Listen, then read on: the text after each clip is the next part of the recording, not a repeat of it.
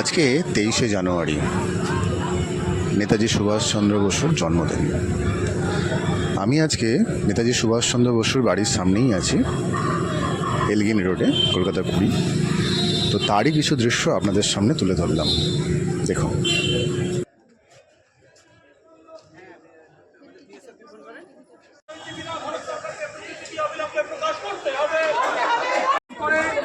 বাঙালি মহিলা সমাজের পক্ষে, বাঙালি মহিলা সমাজের পক্ষে তারপরে অর্পণ করা হচ্ছে।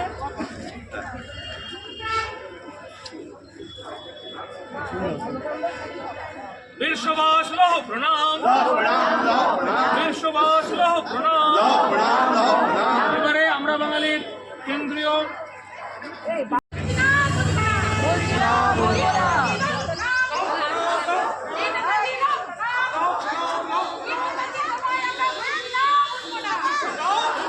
জনদেব উৎসর্গ অর্পণ।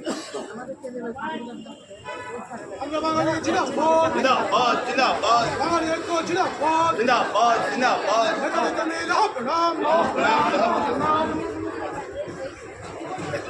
বাহিনী বাহিনী বাহিনী বাহিনী পক্ষ থেকে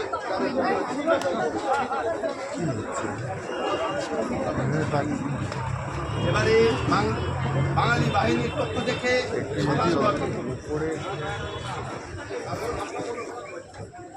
প্রবর্তন বাঙালি বাহিনী জিন্দাবাদ, বাঙালি বাহিনী জিন্দাবাদ, বাঙালি বাহিনী জিন্দাবাদ, বাঙালি নারী বাহিনীর পক্ষ থেকে আগে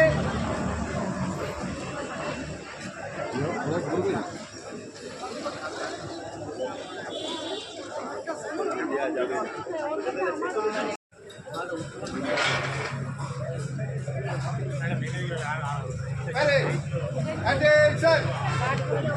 Baini, stand on east.